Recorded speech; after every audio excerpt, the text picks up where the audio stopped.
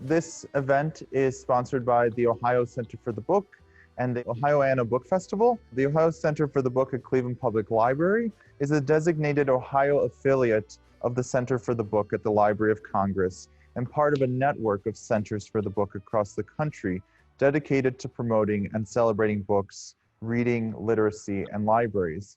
In particular, I co-lead with the Senior Subject Department Librarian here at Cleveland Public Library.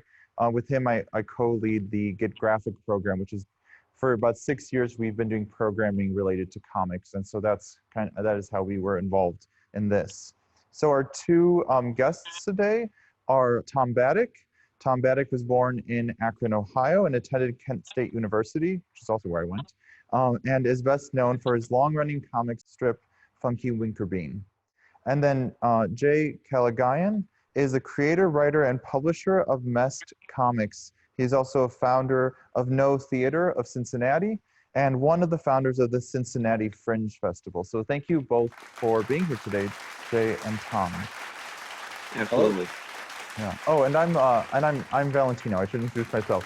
That's always the most difficult thing to do. Is I am the Ohio Center for the Book scholar in residence. I did my PhD studying comics. That's why they asked me to lead this discussion.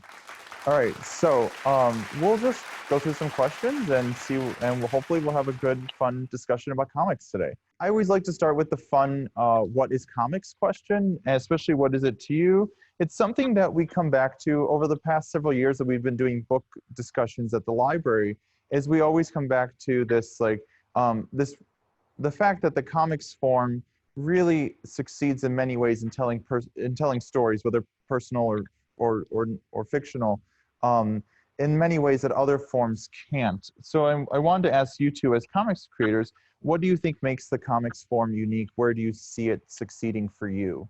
And I know you two are writing in different sort of genres within the medium of comics, but what works in the comics form for you?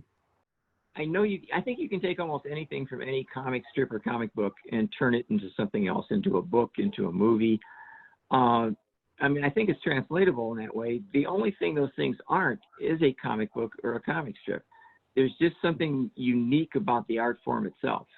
And so I think ideas, while they can translate, each has their own attractiveness. And there's just something very compelling about a comic strip, about narrative and pictures, that I think it's kind of a fugitive idea. It's hard to wrap your arms around, but as a young kid, I would have my dad read the comics to me because I saw something powerful going on there. I didn't know what it was, but yeah. I know when I see magic, I recognize it, and that's the power of comics.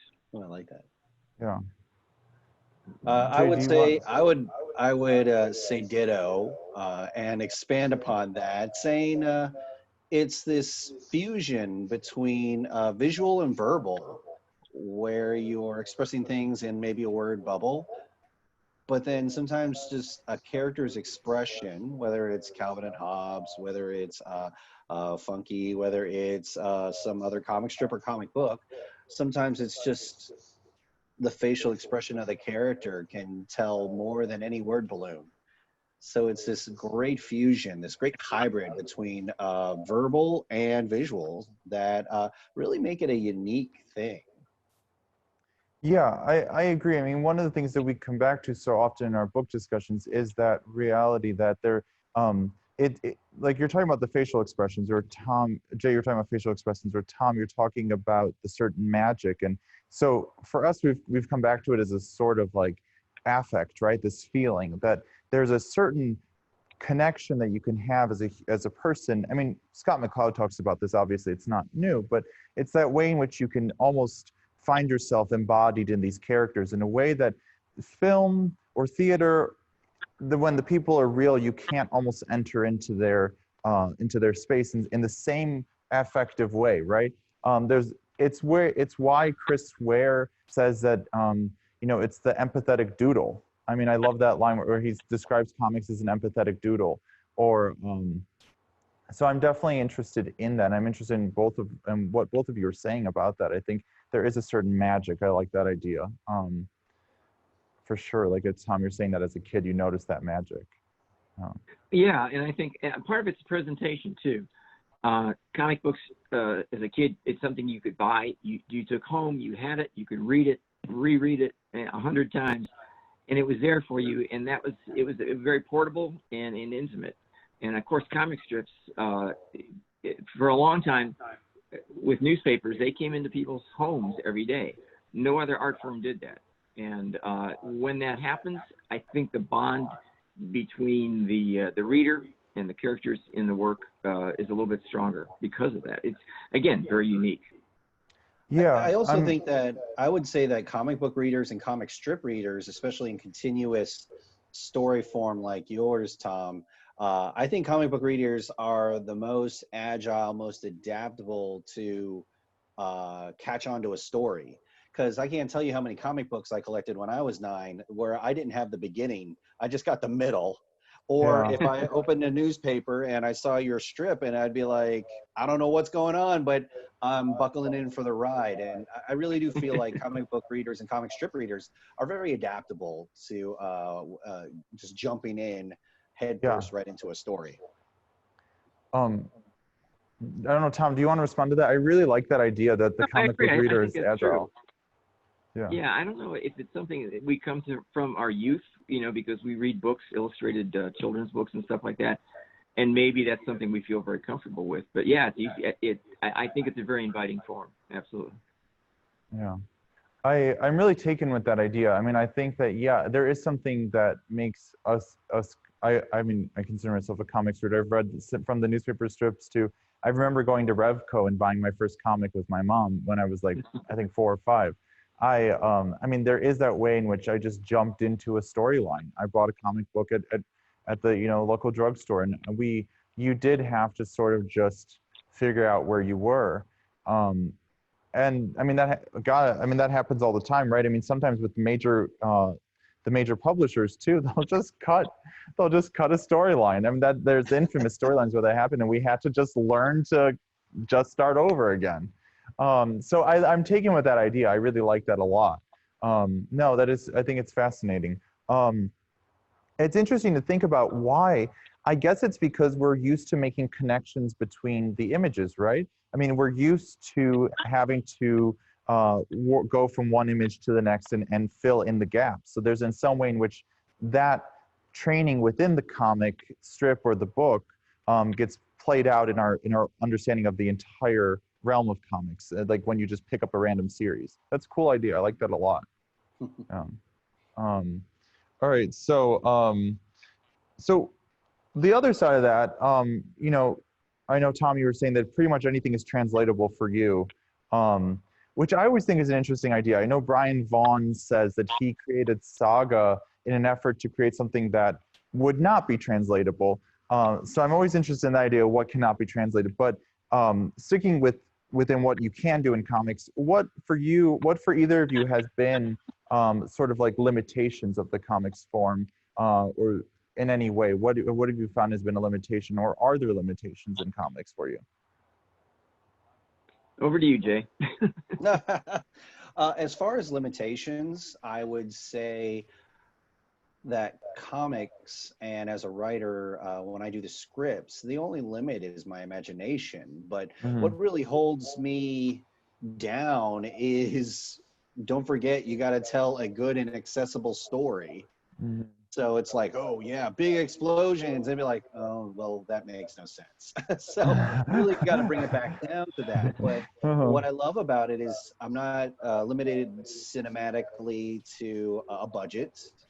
It's really just doing the best strengths of Dylan Speaks, one of my main artists that I work with, and working with his strengths, my strengths, and really just serve the story. So can go off on some tangents here or there or make things more gross or disgusting, but you have to serve the reader. You have to serve the story that's in your head.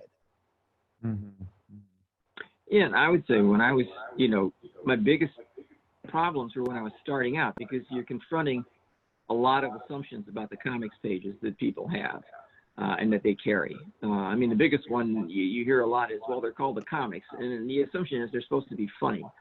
Yeah. So it took me a long time to carve out a place for myself. I sort of travel a ring road around the newspaper comics, and I've been out there by myself for a while, and nobody bothers me anymore. But it took a while to establish that so I could tell the kind of stories I wanted to tell.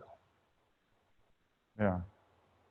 No, that I'm interested. So I mean, yeah, I mean, because we were thinking in terms of the limitations of the form, but it's interesting. Both of you were talking about in some ways like the the presentation to like whoever the reader is, editor, reader, whomever it might be. Like that is the sort of wall you hit, like telling the story for whoever's going to read it. So that yeah, I mean that I guess that's the difference between when a story succeeds or not. Is you have to keep that reader in mind.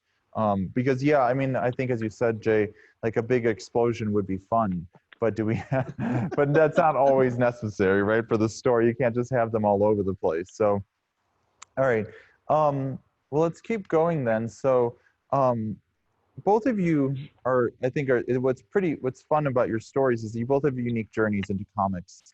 um, for for those that already know you both or may want to know more about you, can you share a little bit about your journey into comics and how your initial professions have influenced you, continue to influence you, and your comic storytelling? And whoever wants to go first can decide.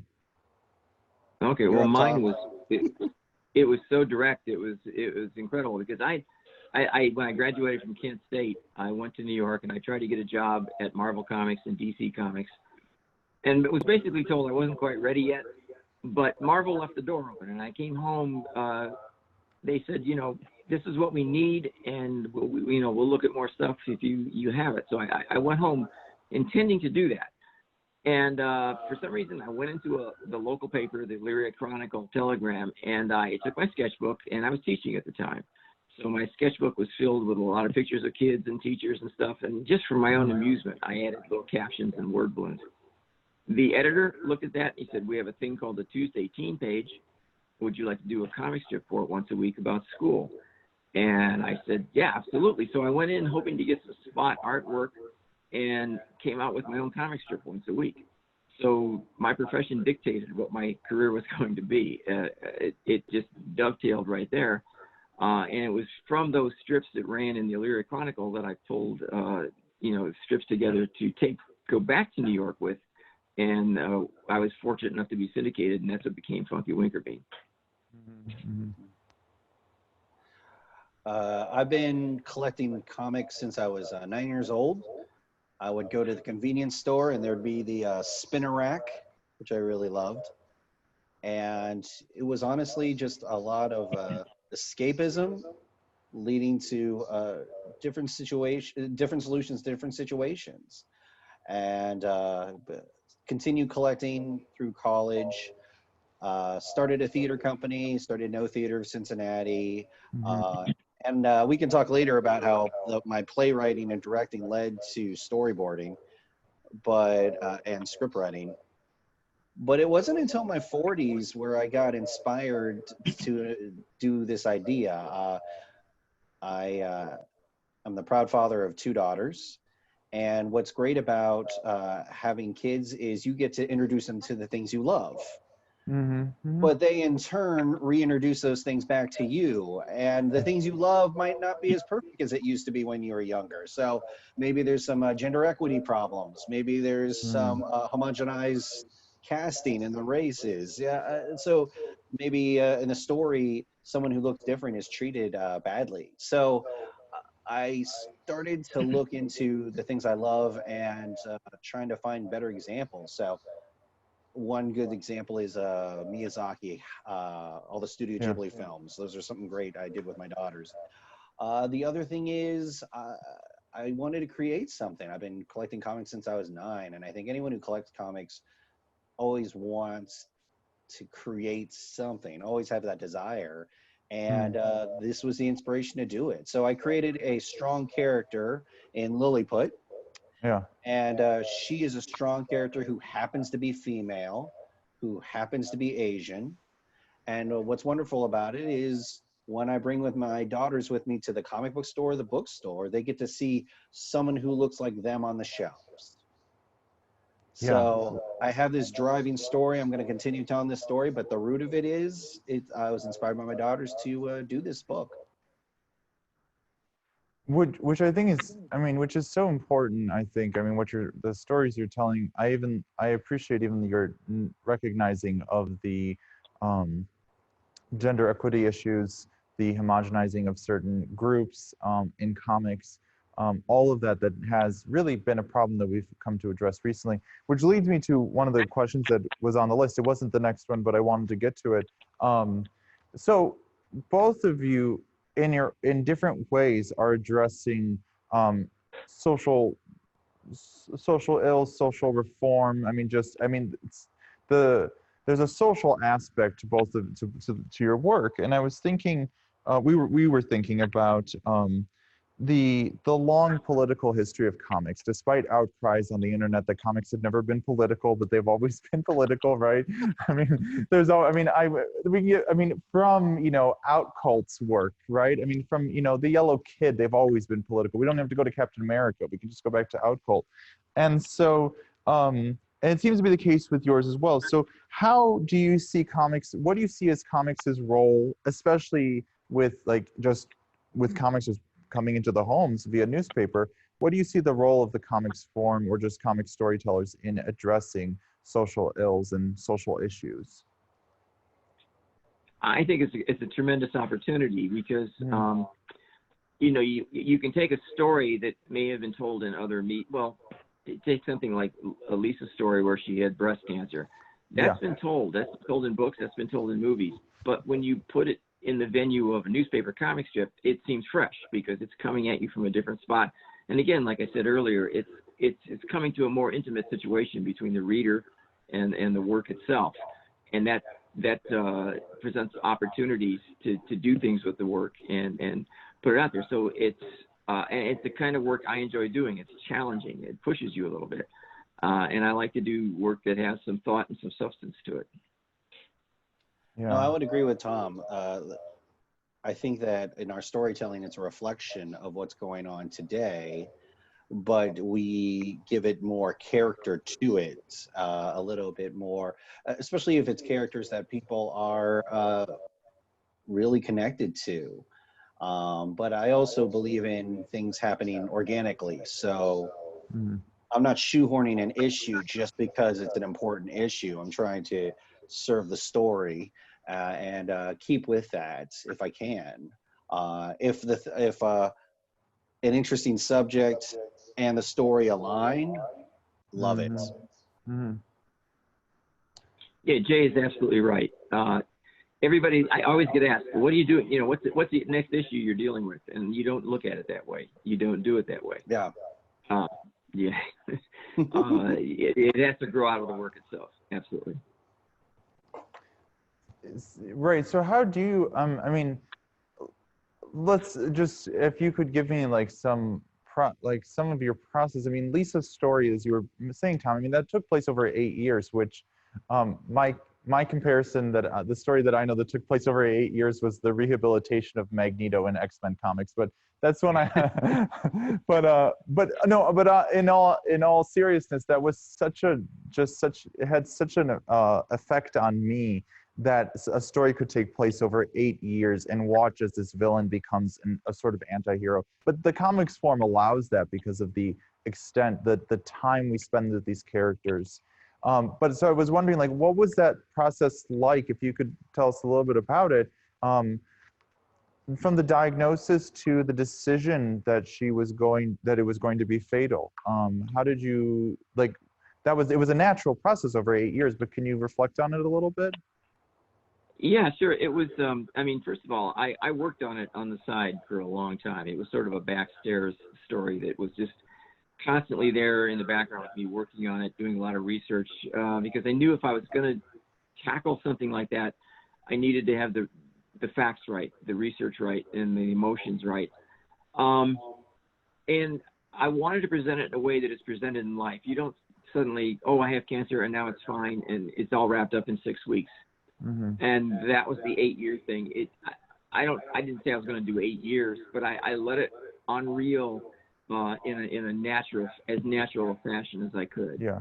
which is, kind of unheard of for comic strips because, when I when I started out, the advice given to me was put your best strip on a Monday and Friday. Those are your best work should go there because that's the highest readership. If you want to do a story, do it on those 3 days in between.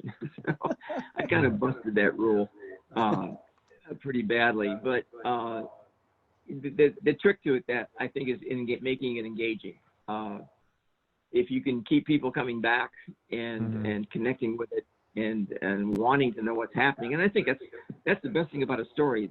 To me, a story, the biggest draw is wanting to know how it's going to end, what's going to happen, how does it come out, and so it was trying to keep people engaged over that long period of time. Now I would break away from it.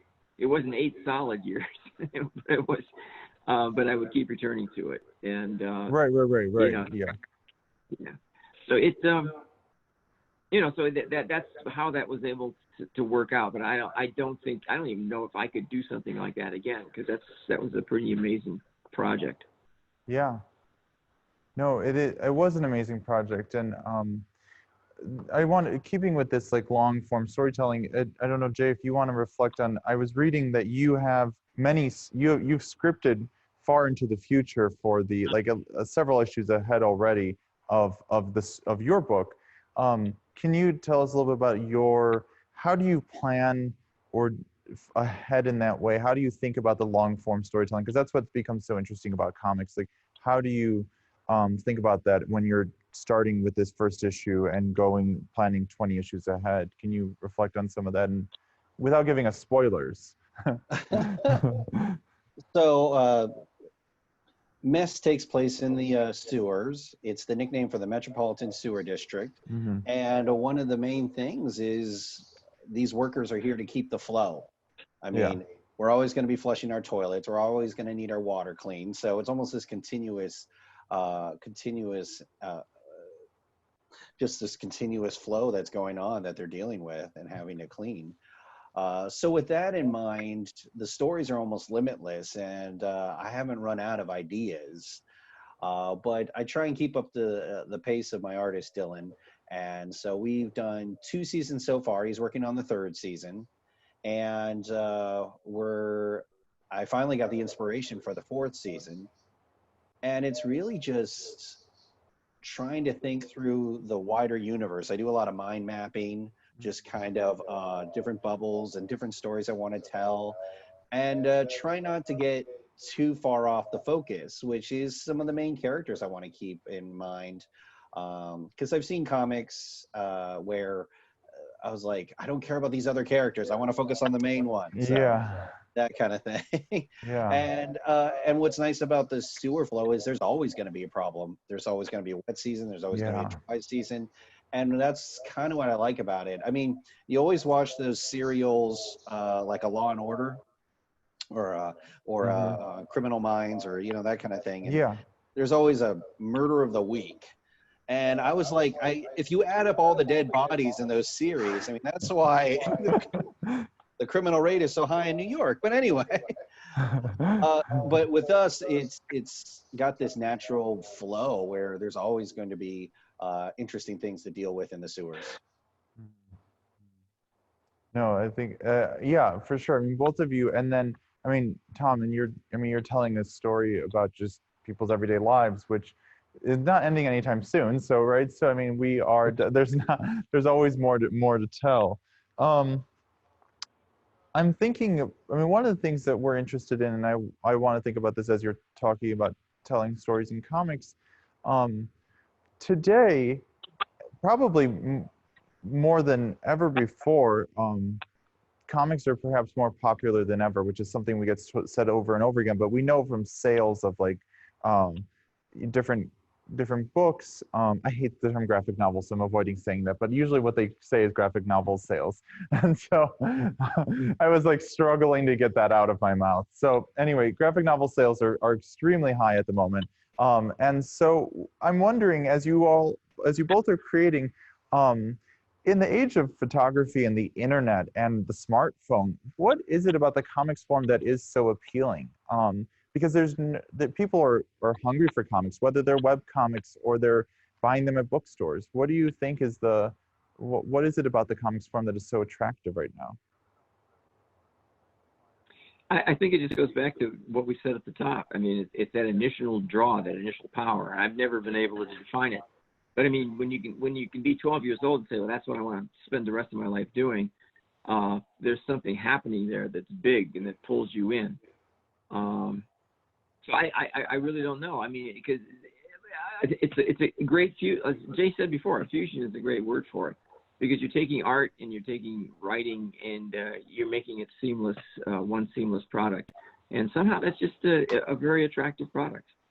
Mm-hmm.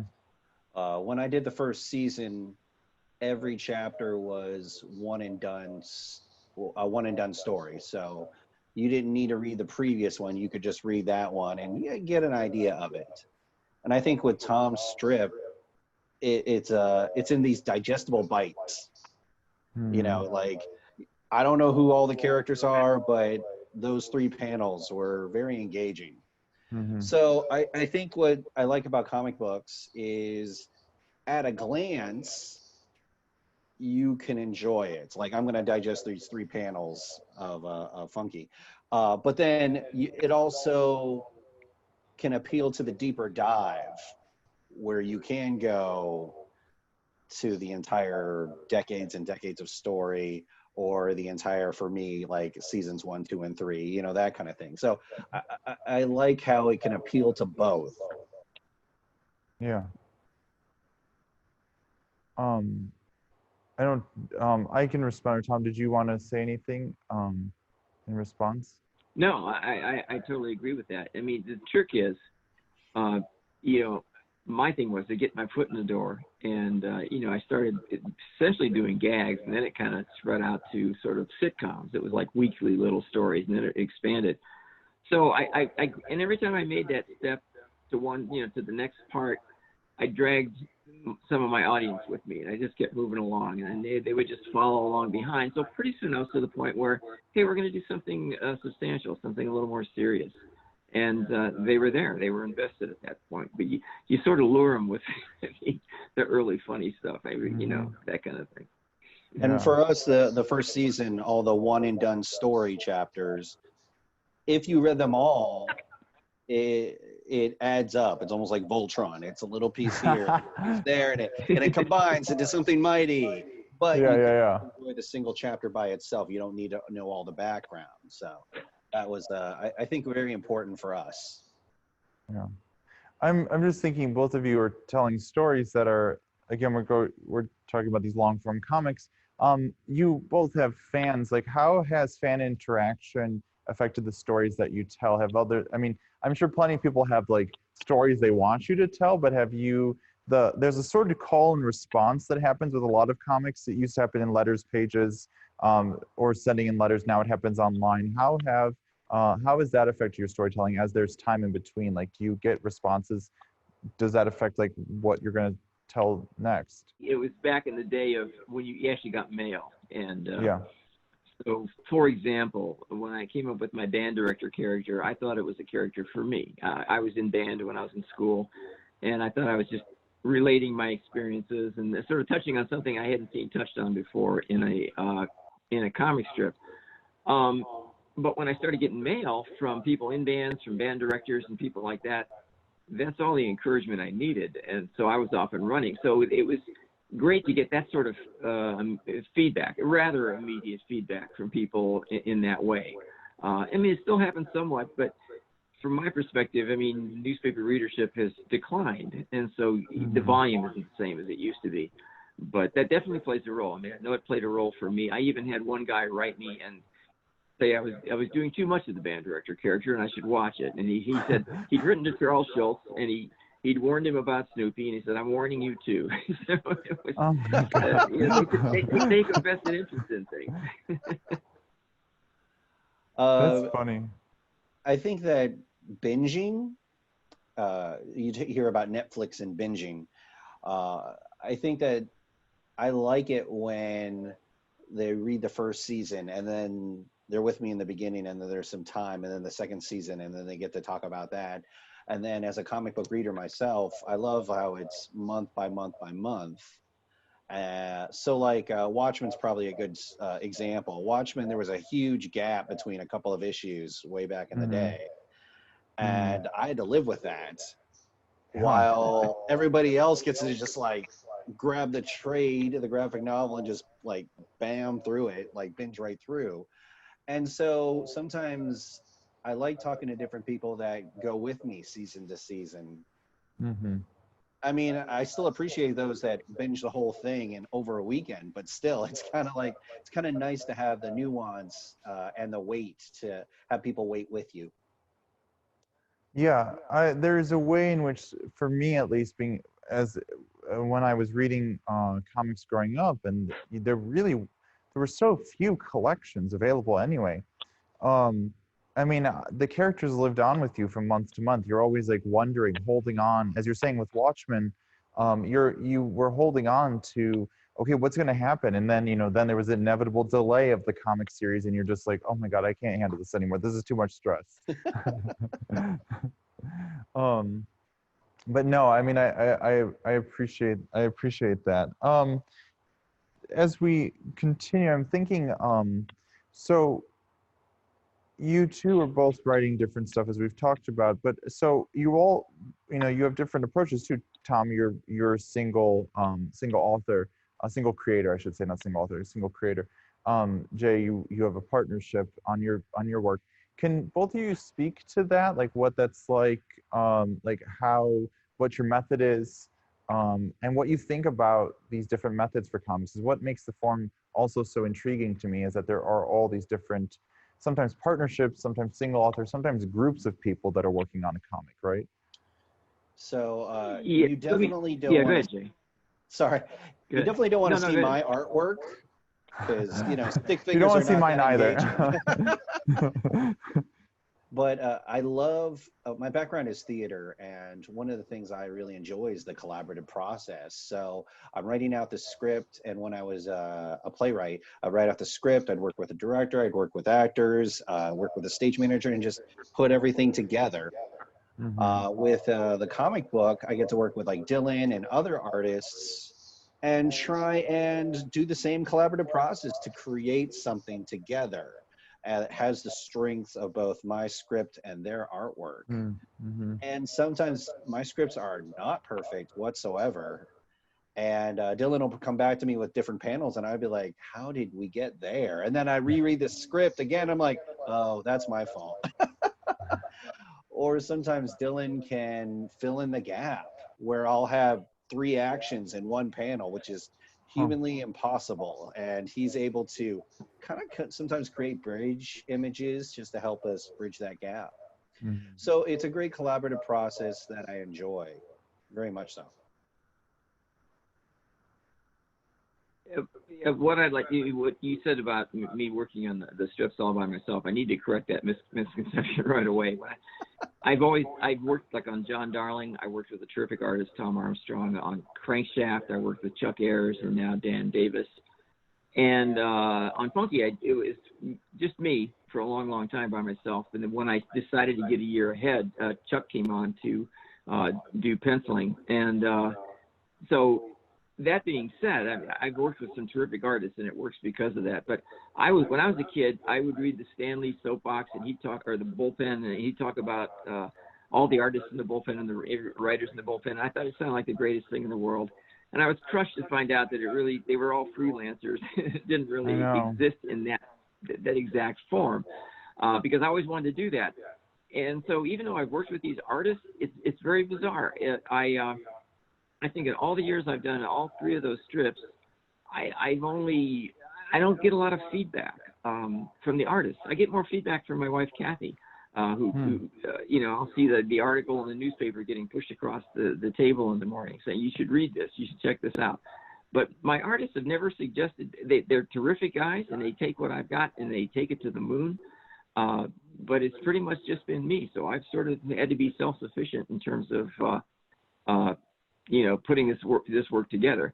Like Jay was saying, I think I help them because being a cartoonist myself, I don't put 3 things in one panel if I can avoid it, which is good. So maybe that helps things out too. But I've never had anybody say, boy, this would be a great character or something like that. I've been pretty much left to my own devices, which is good. But I never got to do the Stan Lee thing, which didn't exist anyway, so that's okay. Yeah.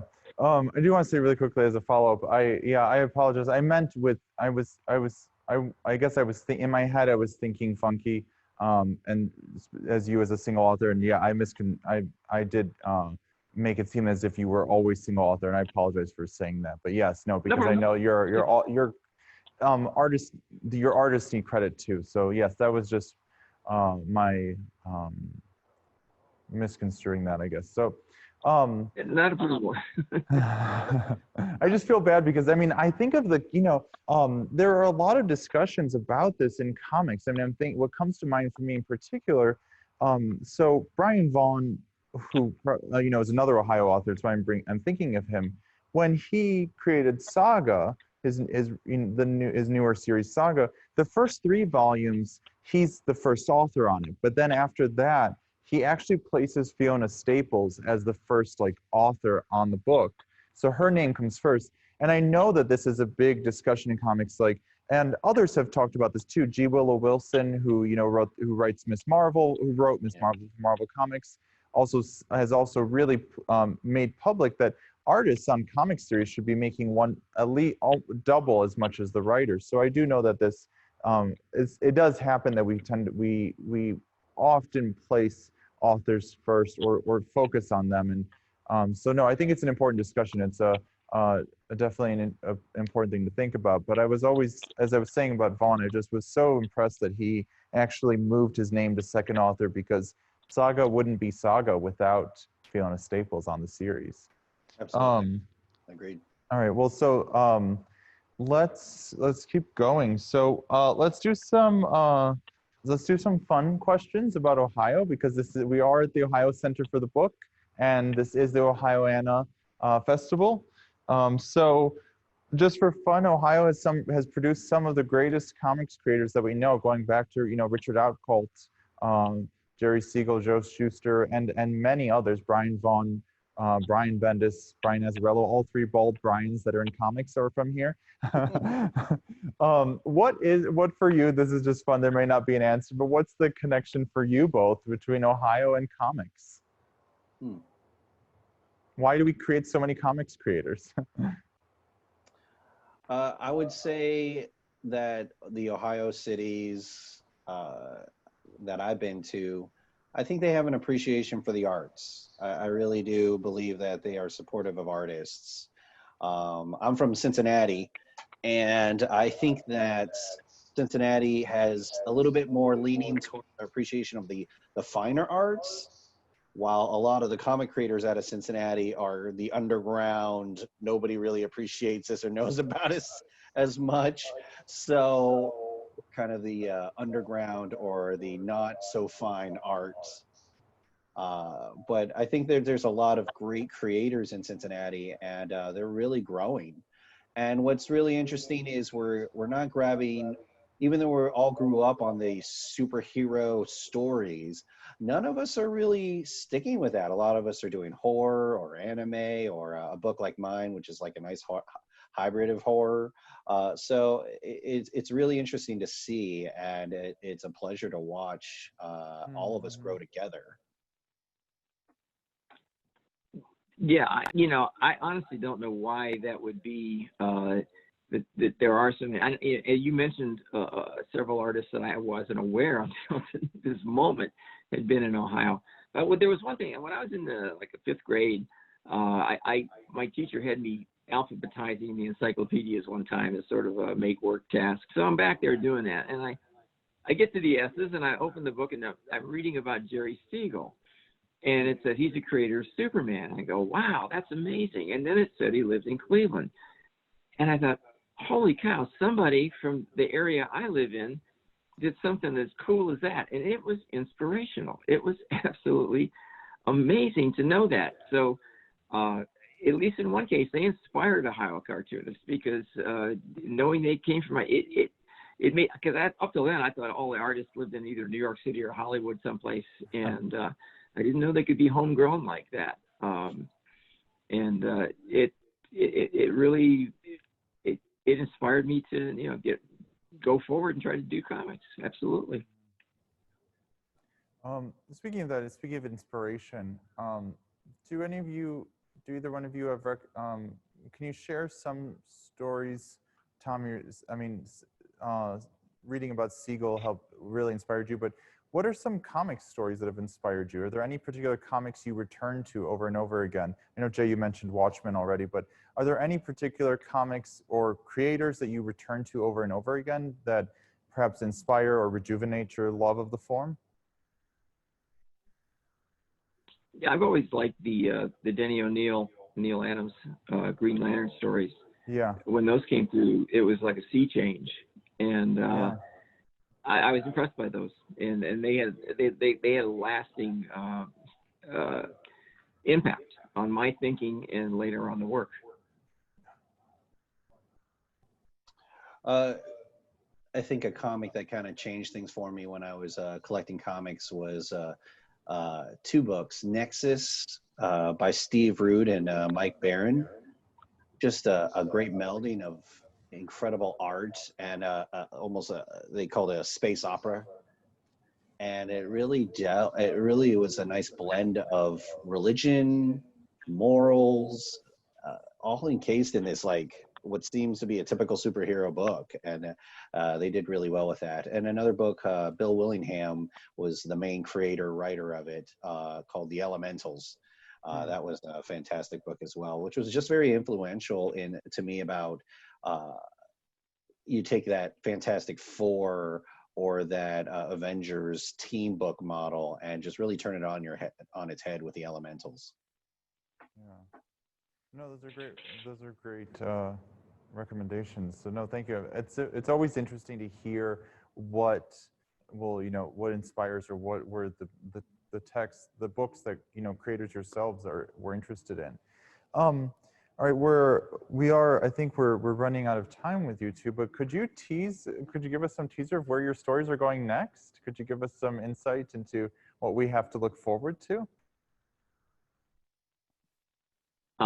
For me in Funky coming up this fall, once I leave Hollywood, I'm in the process of burning down Hollywood right now, but once I leave there, I'm going to go to a story. I had this character, Adila Salih, who was a girl from Iran who was going to college, and she's now working at Montoni's on one of those H-1B visas, and she's going to come in the crosshairs of ICE.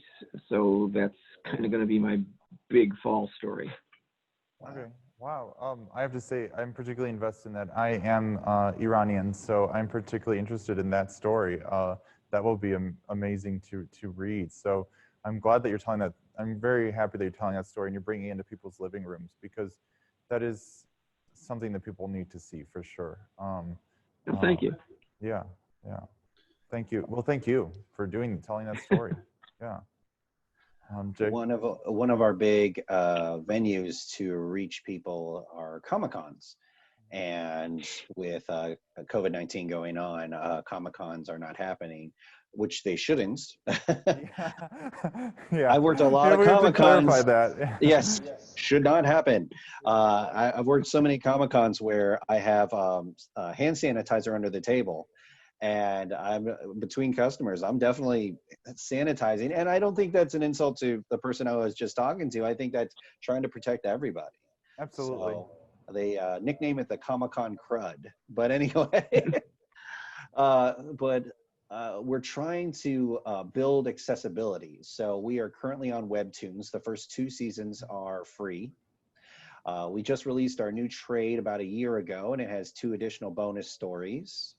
And Dylan right now is working on season 3. All the stories up until now have taken place underground in the sewers. And in season 3, the filaments, which are this filamentous bacteria who have become sentient, are going to attack the surface world. They're going to attack the treatment plants. So this is our first time back to the surface. And you meet a lot of additional characters like Fat Mucket. You'll see her for the first time. That's Lilliput's manager.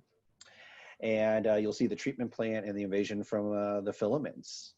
So it was a really big budget kind of Michael Bay kind of storytelling that I'm not used to, like with the explosions and like all of that to serve the story. But I think it'll be a different shift, and I think our readers will really appreciate it. Oh yeah, no, that sounds so much fun. So yeah, no, I'm excited to read both these stories. So thank you both of you. Thank you for the stories that you tell. Thank you for taking your time to talk with us. Thank you. Thank you. Bye bye.